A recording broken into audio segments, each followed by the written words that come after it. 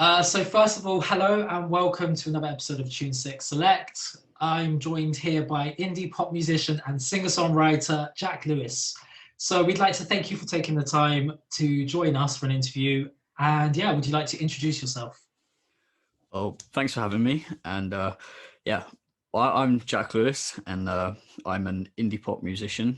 And I'm from Devon, and that's pretty much all there is about me. I'm 24, and I just release indie pop music. And so yeah, what first inspired you to begin your journey as a musician or singer? Well, I guess that's a couple of things really. When I was younger, I listened to quite a lot of different music, and I struggled quite a bit with mental health growing up, and I struggled finding music that I kind of related to.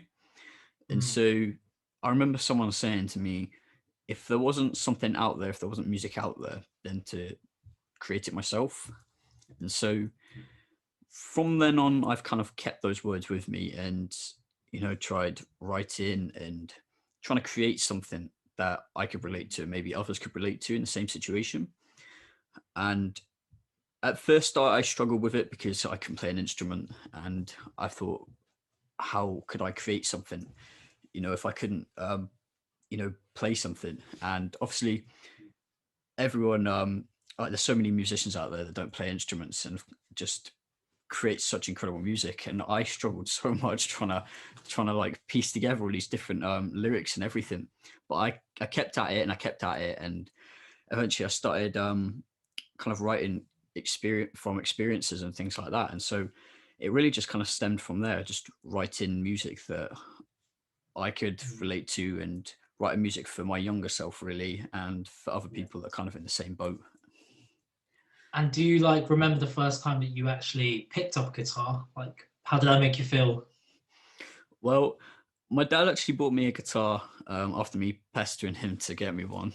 um, and I do remember picking it up, and it felt so good.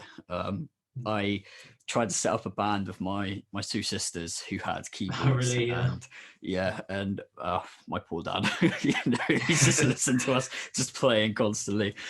But it was just an incredible feeling, just holding that instrument and knowing that, one day I could possibly just start piecing together something.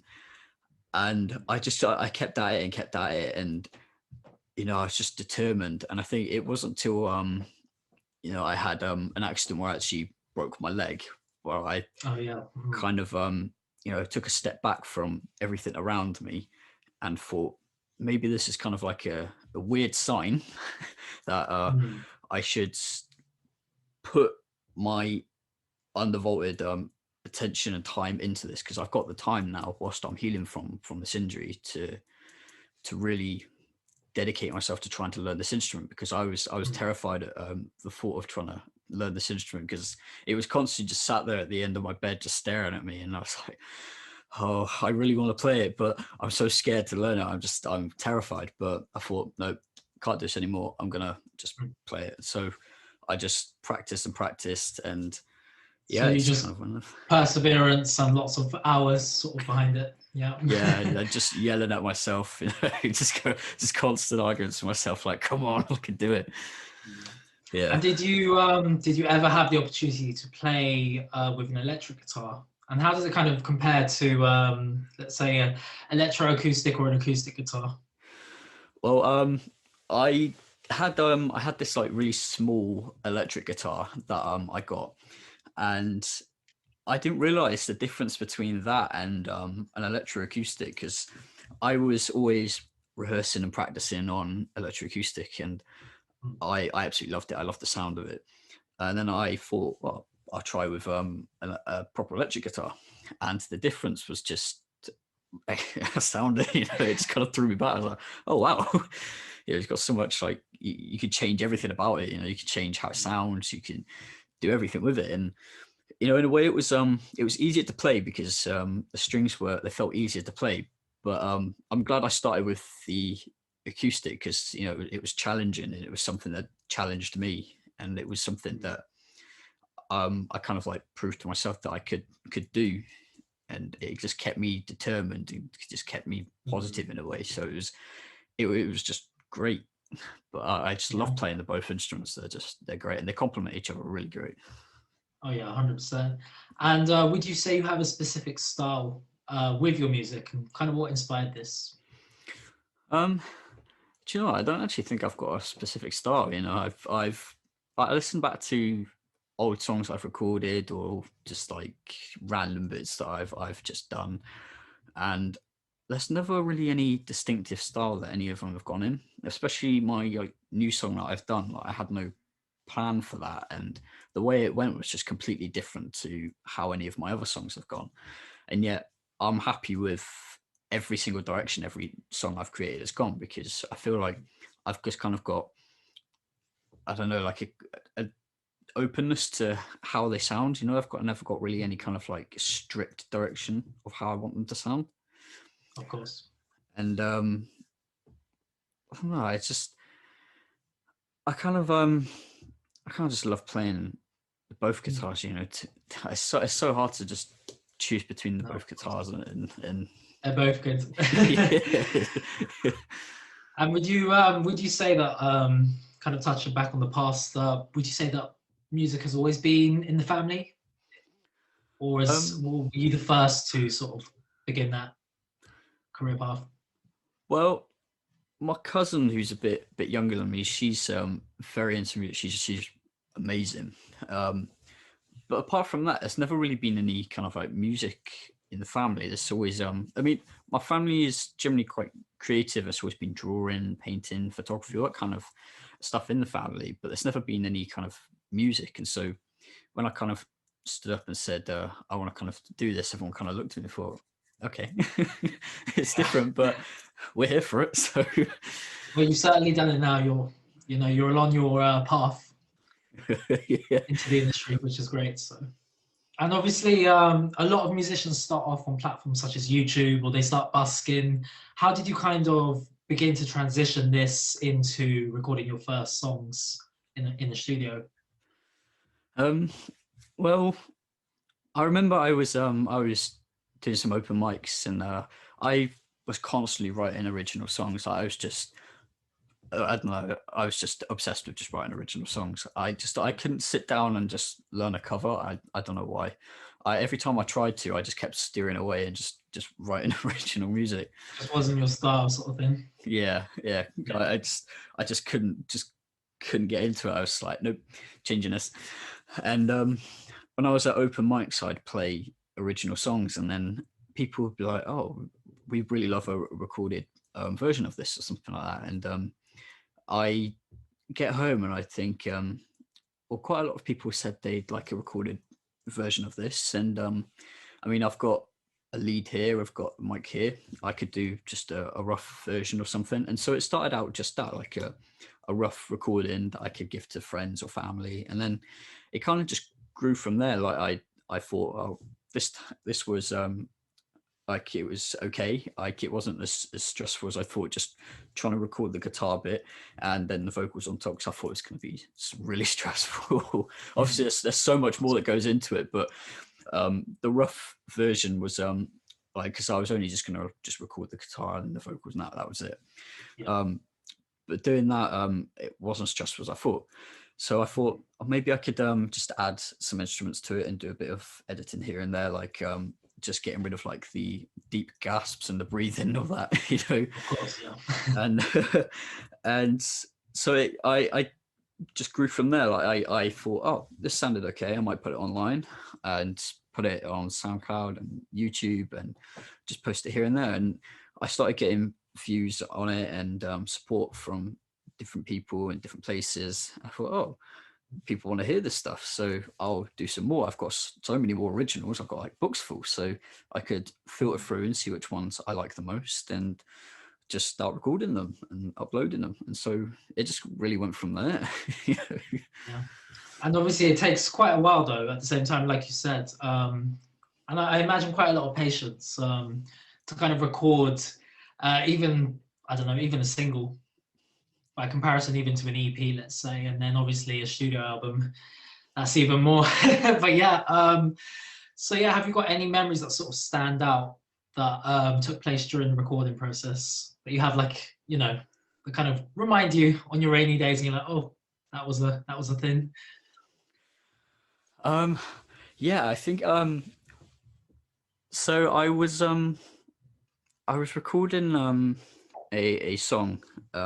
It was, I think it was sitting in the lay-by, and I'd recorded the guitar bits and the instruments for it, and I loved how it sounded, instrumental wise, but I wanted to add the lyrics to it because I thought the lyrics sounded quite nice. And I thought, oh, it'd be a good idea. I could live stream it onto like this app or something that I'd seen. And I just I remember because I'd been practicing to like singing like a falsetto, and so I was trying to like sing this high bit, and I don't think I'd warmed up properly, and so I Oh, was really? like, live streamed, and I think there was about like 100 of people in the live stream, and then my voice just cracked, like really Oh badly gosh. cracked, and I just kind of froze and just stood there staring at him like that for just a couple of seconds, just Yeah. seeing these messages come in of just people mocking me for. I was like, yeah, okay, last time I did that. One of those moments, eh? One of those But moments, yeah. yeah, but yeah, your style has been compared by many to that of Ed Sheeran. Have you ever had the pleasure of actually meeting him? And if not, how would you feel if you had the opportunity to actually meet Ed Sheeran? Well, I haven't had the opportunity to meet him yet. I think that would be breathtaking if I did. Like, Mm. I think I'd freeze. I have no idea what I'd react really, but Yeah. um, I mean, people refer to me as the budget Ed Sheeran whenever I play Oh, live. really? So I think I'd introduce myself as the budget Ed Sheeran because I think he'd find that funny.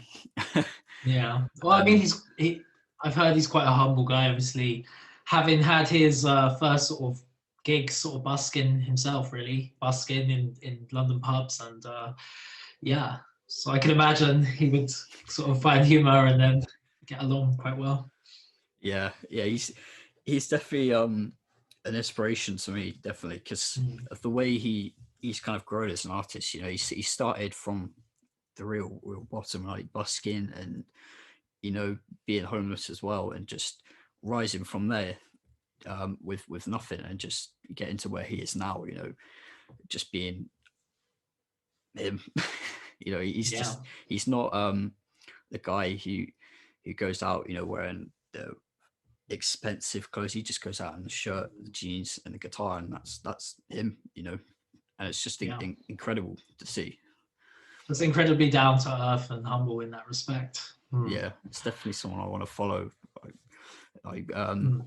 humble wise and everything. I just want to like follow his lead and his example, really. Mm. That's nice. And obviously, you've had the honour of playing at venues such as the Saders Barnstaple, the Rocksteady Dalston, and the Islington in London. What was it like? I imagine it must have been quite exciting to do that at the time. Yeah, it was a lot of fun. It's always scary, traveling down to a venue that's further away from like the community area, in Devon. But it's always so exciting. It's I love just like the traveling bit down there, like the planning, and then you travel down there, the excitement, the build, and then when you get on stage and the audience there, it's an incredible feeling. And then when they're singing the songs back to you, it's wonderful. It's the best feeling in the world. I cannot explain it. Amazing. And you've also been featured on Devon Live Chat Air Radio, Exmouth, and recently did a music marathon to raise money for the Devon Air Ambulance and the Veterans Charity. What was that like? Obviously, amazing work on the part of everyone involved. It was great fun. It was great fun.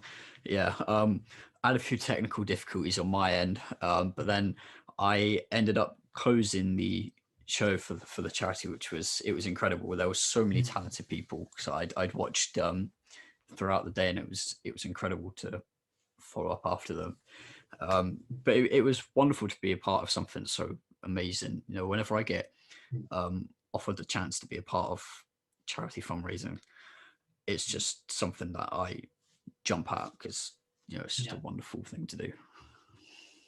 Especially at a time like this where obviously all the help is needed, really. But yeah, that's amazing. And you've also recently won the Local Performer of the Year for the Southwest Region Award. Congratulations. How does that make you feel? I'm still trying to process it, because it was literally a couple of days ago I got that phone call. I was just blown away by that, and it's overwhelming to think that I won that in the Southwest region, because you know, I'm just a guy with a guitar, you know, and that's just it. You know, my friends just know me as that annoying guy. My family know me as that annoying guy. You know, I know me as that annoying guy. But you know, to win that award is just, it's an incredible feeling, and it's an incredible honor, you know. And to the people that have supported me, you know, it's just, I have them to thank for it. You know, the people that have streamed and downloaded and listened to my music and supported me, you know, it's all thanks to them that I've got this far, and I've had the opportunity to win this award and to play shows that I've played. So I really owe everything to them. And you've also, well, coming back to your latest single, Never Stops. What was the inspiration behind that, and how's it kind of been received, as opposed to your to the previous single, which was Someone Like Her, which obviously hit 20,000 streams online? Well, Someone Like Her was well, it's crazy when I saw how many streams it had hit. I still trying to process that. But yeah, Never Stops. I wrote that about a couple years ago, actually, and I never really had any like plans to record it. It was just like one of those songs I thought, you know, would be upbeat and the audience could just join in with, because it would be one of those songs that is always going to get stuck in your head, because like the chorus is just one of those choruses that is just like, I've always described it as like annoying because it gets stuck in your head. Like, so like, it's one of those like catchy. Yeah, I was trying to find the right word to describe it. No worries. But yeah, it is catchy. It does get stuck in your head, and it's when I was hearing from different audiences saying, "Oh, we'd really like to hear that recording. We'd like to play that and just listen to it." And so I thought, okay, then I will head to a studio, because I thought this song I feel would be better if I actually head to a studio. I think that if I got someone else's perspective on it, maybe it could turn it to something else, you know, because I've got no direction of where I'm going with it, and I didn't really have like any idea of how I wanted to sound, or because usually I kind of have like a couple of instruments in mind sometimes with different originals, but with this one there was really no plan. And so when I got to the studio and I played the song to the guy, he was so on board with it. He had so many ideas, and we just kind of like gelled with each other. It was incredible. It was just like so much energy in that room, and the song just like it grew into this incredible thing. And when it was live and people listened to it, I mean, the engagement I got was incredible. Like I'm still getting messages, which is incredible, from people that just absolutely love it. And there's been such incredible support from America as well. You know, the streams over there have been amazing, where it's just grown and grown. And I've noticed it keeps rising in charts in different platforms. So there's different websites where they've got different indie charts where it keeps rising and rising. It's been just astounding. As more people kind of catch on to it. And that's amazing. It's been amazing.